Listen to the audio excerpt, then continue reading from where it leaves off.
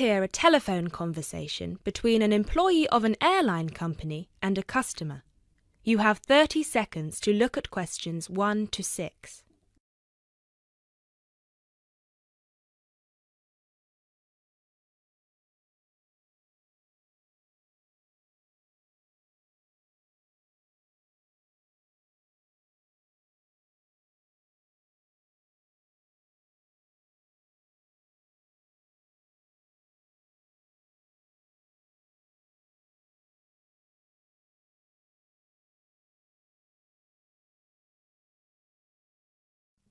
GB Airlines, this is Kyle speaking. How can I help? Hi, my name is Matt Walsh.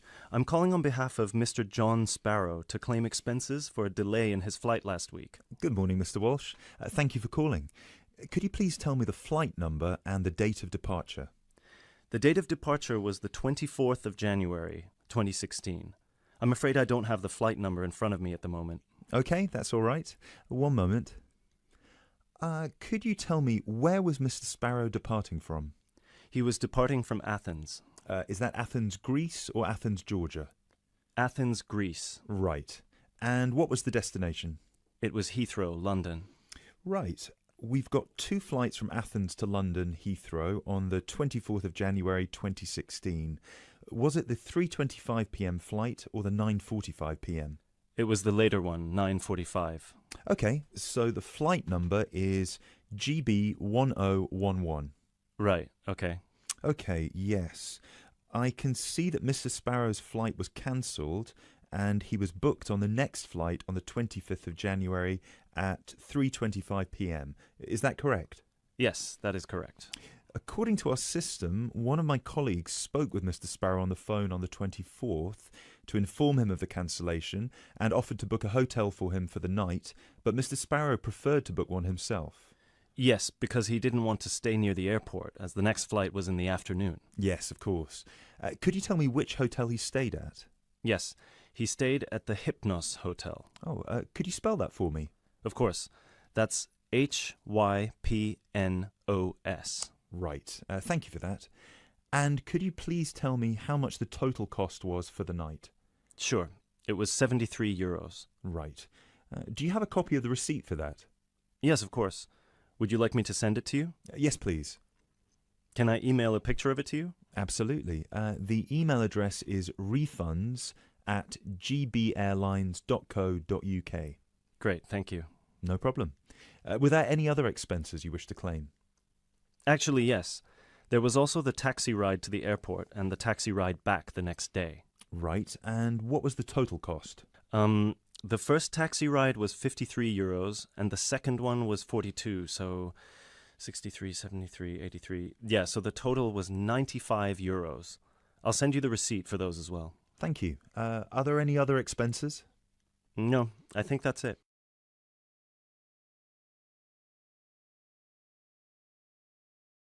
You now have 30 seconds to look at questions 7 to 10.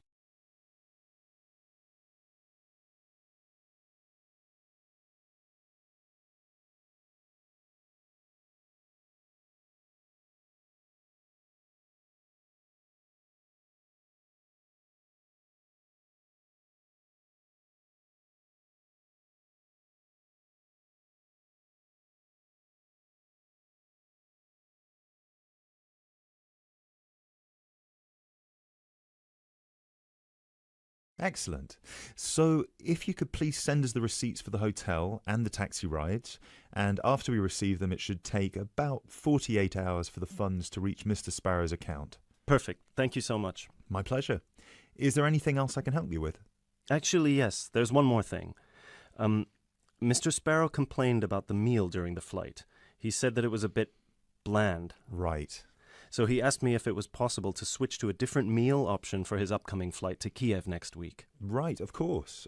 Just give me a minute, please. Right, I see that Mr. Sparrow had the light meal option for his flight to London, and you would like to change that. What would you like to change it to? What are the other options?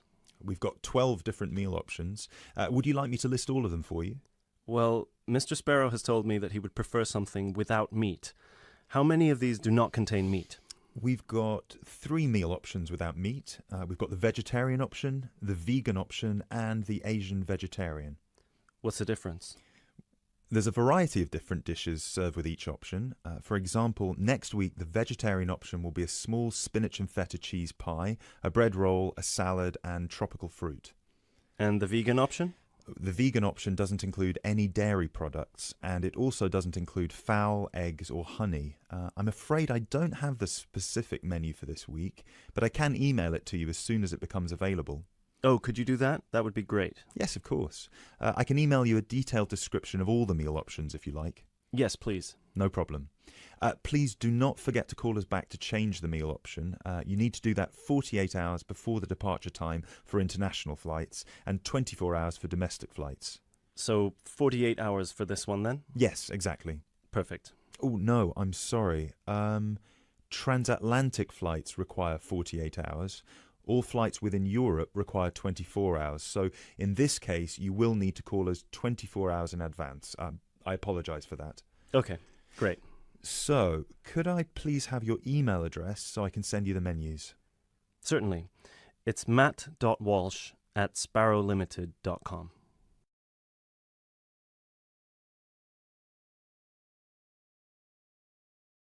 That is the end of part 1. You now have half a minute to check your answers.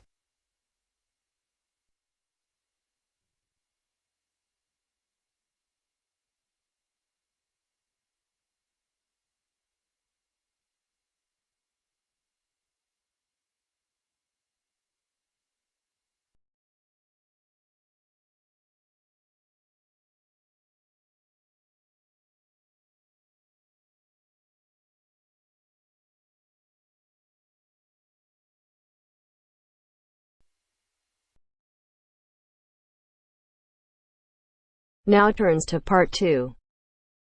Part 2. You will hear a job interview. First, you have some time to look at questions 11 to 15.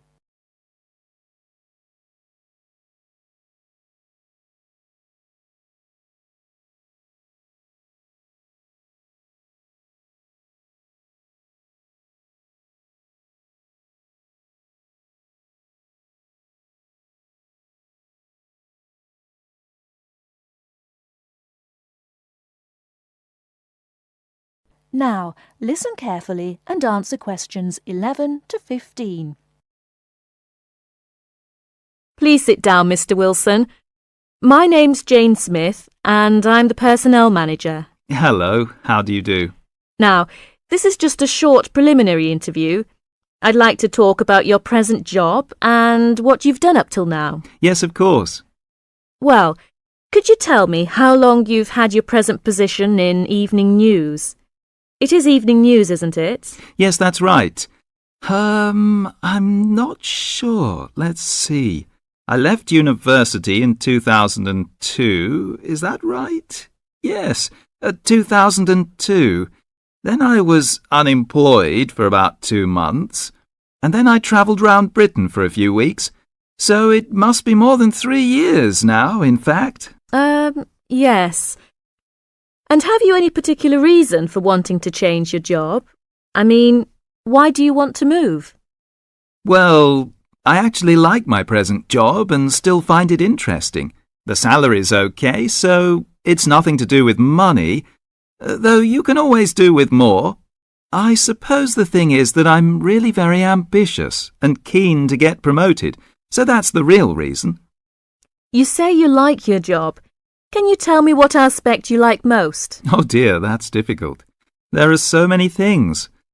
My colleagues are quite nice to go along with, so there's a good cooperative atmosphere, and compared to other presses, the working conditions are great. I mean, the office itself is good. Yes. And then there's the fact that as a journalist, I regularly write articles about what is happening at home or in the world. So I have to make decisions. I must be responsible for what I have written. You know, that's what I really like most about the job. They give me lots of room for initiative. Yes. Well, We're looking for someone who isn't a clock watcher and who isn't too concerned about working fairly long hours. Oh, I don't mind that. I'm used to it. I often work irregular hours. I was very often made to work at night.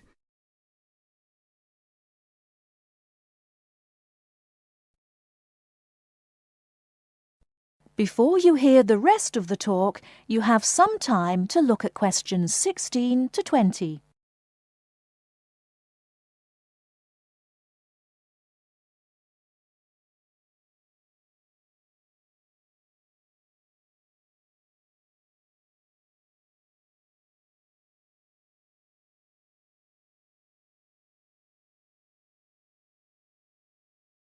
Now listen and answer questions 16 to 20.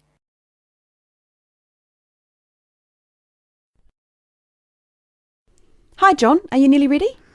Oh, no. I don't think I'm going to make it tonight. Why? I've got this assignment to finish for tomorrow. Well, maybe I can help. What do you have to do? I have to do a short presentation on some household object, and I just can't think of anything. I have to talk about what it is and the parts in it. Well, why not make it simple? Why not describe a bottle or a can? Well, that's far too simple. OK, how about an aerosol can? Maybe. What labels can you put on it? First, you'd have to draw an aerosol can. First thing you could label would be the hairspray or whatever was in the can. You'd just label that product, I suppose. Then you'd have to label the area above the product as the propellant. Is that the gas that presses down on the contents of the can, forcing it out through the dip tube? Yes, you've got it. OK. So far, so good. Now, at the top of the aerosol, there are quite a few things to label, so I'd have to write quite small. Unless you drew a couple of lines and showed an enlarged picture of that area. Yes, that would work. Then I could start labelling from the top to the bottom. The first thing on the enlargement would be the nozzle. The what? The nozzle. You know, Nozzle. Then the seal. Right. Then all I'd need is the spring. No, you'd need to label the inlet first, then the final part would be the spring. Anyway, that's it. You've finished. We can go out now. Well, I have to type all that into the computer first, and draw the can. Oh!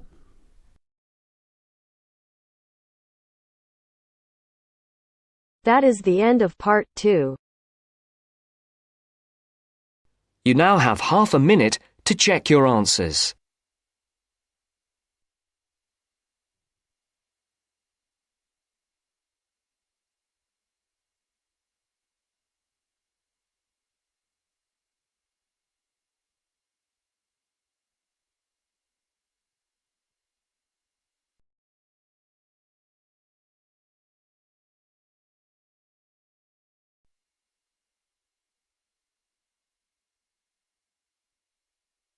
Now turns to part 3. Part 3. You will hear a conversation between two students who will discuss a project they're working on together. You have 30 seconds to look at questions 21 to 27.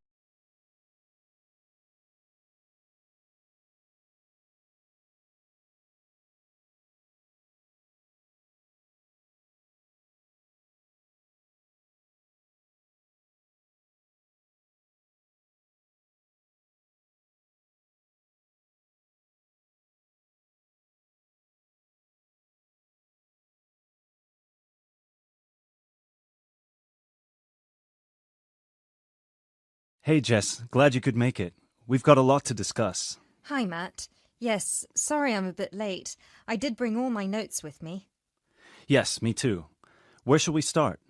Well, I think it would be a good idea to clarify our objectives just one more time. Yes, good idea. Okay, here we are. We need to record, photograph, and identify the plant species in 10 1-square-meter plots. Does it say anything about where these plots should be and how they should be laid out? Ah, here it is. It says that all the plots need to be no more than 10 meters apart. And how do we choose them? Ah, this is the fun part. I remember this. Here we are. Make a 1 meter square frame using bamboo sticks available from the department stores. Yes, we've already done that. I know, I'm just reading the whole section. Okay. One person stands roughly in the middle of the chosen area and throws the frame. The other person uses a tape to mark out the square where the frame landed and returns frame to thrower. The thrower then turns a few degrees on the spot and throws again. The thrower must turn slightly after each throw and vary the force of the throw until after the 10th throw they are pointing in almost the same direction as the first. That sounds a bit complicated. That's only because it's all in writing. It's just a simple throw, turn, throw, turn, throw, turn until we have 10 squares. And I guess you want to do the throwing. Well, if you don't mind. I'm sure you'll be more accurate at marking the squares. Yes, I am sure I am, and I'm sure you've got a stronger throwing arm.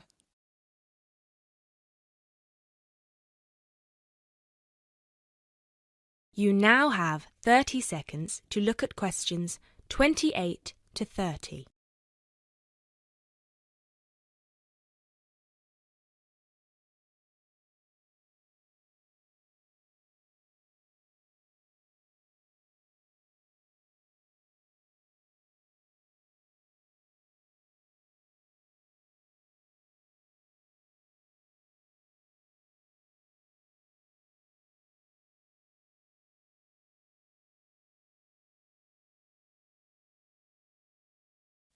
Okay, good. We've got that sorted. Now we need to decide where to go. Yes, I've been thinking about that and I've brought the map. Ah, well done. I forgot mine. Now, I've identified 3 possible locations, but they've all got some disadvantages. Okay, fire away. Well, the area around this lowland marsh could be interesting. There'll be a lot of interesting water plants here. Looks good, but what's the problem? Mainly that it's already a designated nature reserve, and I think there's already been a lot of research done here. Ah, I see. Well, I'd rather do something that's new and can be useful. I agree. That's why I identified this area further west. See, here, behind the beach. Oh, yes, I see. That area there, where it's flat, but quite high. Exactly. If you look a bit further inland, you'll see that there are hills which will protect that area from strong north winds. I see. Excellent. But what's the problem? Just that it may not be very interesting. We know that the geology there is not conducive to a wide variety of plants. I agree. So what's your last idea? Well, I think this one is a bit of a winner, although I did want to show you the other 2. Look up here, on the north coast. Where? See this bay? Well, I know that there's been quite a lot of studies done here, but a bit further to the east, behind this headland. No one has ever looked at that. Well, I certainly couldn't see any studies. That is interesting. And the plant life could be a bit different because of the shelter from the wind the headland provides. Exactly. Brilliant, Jessica. That's a great idea. We'll go there. Thanks. Now all we have to decide is when is a good time. Well...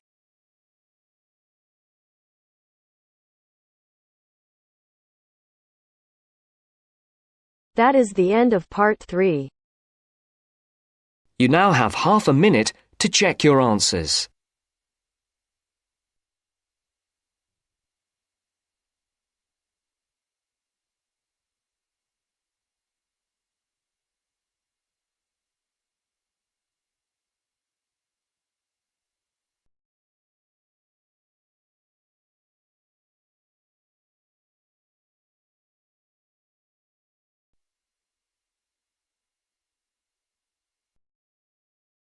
Now turns to part 4. Part 4. You will hear a lecturer talking about dust storms. First, you have some time to look at questions 31 to 36.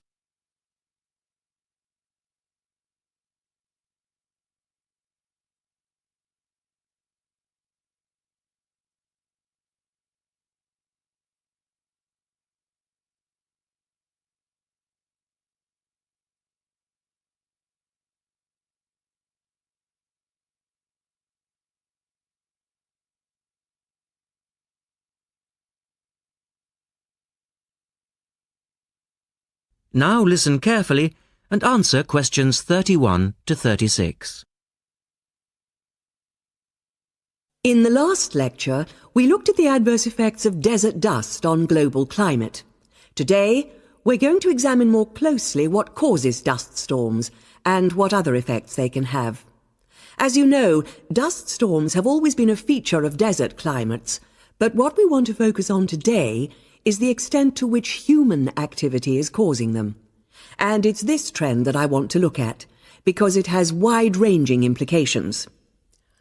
So, what are these human activities? Well, there are two main types that affect the wind erosion process, and thus the frequency of dust storms. There are activities that break up naturally wind-resistant surfaces, such as off-road vehicle use and construction. And there are those that remove protective vegetation cover from soils, for example, mainly farming and drainage. In many cases, the two effects occur simultaneously, which adds to the problem. Let's look at some real examples and see what I'm talking about. Perhaps the best-known example of agricultural impact on desert dust is the creation of the USA's Dust Bowl in the 1930s. The dramatic rise in the number of dust storms during the latter part of that decade was the result of farmers mismanaging their land. In fact, choking dust storms became so commonplace that the decade became known as the Dirty 30s. Researchers observed a similar but more prolonged increase in dustiness in West Africa between the 1960s and the 1980s, when the frequency of the storms rose to 80 a year, and the dust was so thick that visibility was reduced to 1,000 meters. This was a hazard to pilots and road users. In places like Arizona, the most dangerous dust clouds are those generated by dry thunderstorms. Here, this type of storm is so common that the problem inspired officials to develop an alert system to warn people of oncoming thunderstorms. When this dust is deposited, it causes all sorts of problems for machine operators. It can penetrate the smallest nooks and crannies and play havoc with the way things operate, because most of the dust is made up of quartz, which is very hard. Another example. The concentration of dust originating from the Sahara has risen steadily since the mid-1960s. This increase in wind erosion has coincided with a prolonged drought, which has gripped the Sahara's southern fringe. Drought is commonly associated with an increase in dust-raising activity, but it's actually caused by low rainfall, which results in vegetation dying off. In the second part, the speaker talks about the drying up of the Aral Sea. Look at questions 37 to 40 and complete the flowchart.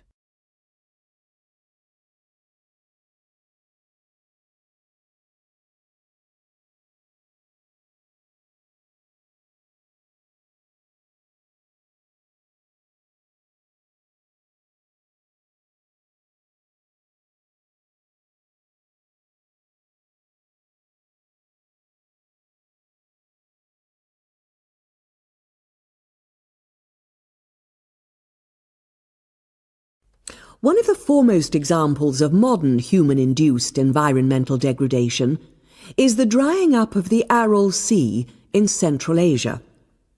Its ecological demise dates from the 1950s, when intensive irrigation began in the then Central Asian republics of the USSR.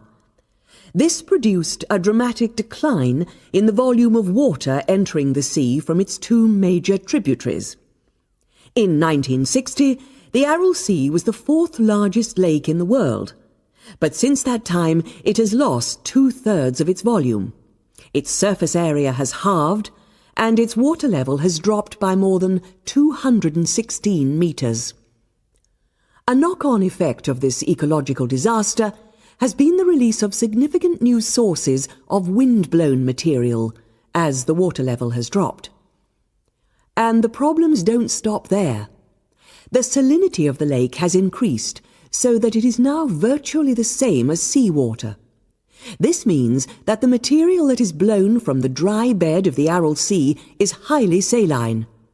Scientists believe it is adversely affecting crops around the sea because salts are toxic to plants.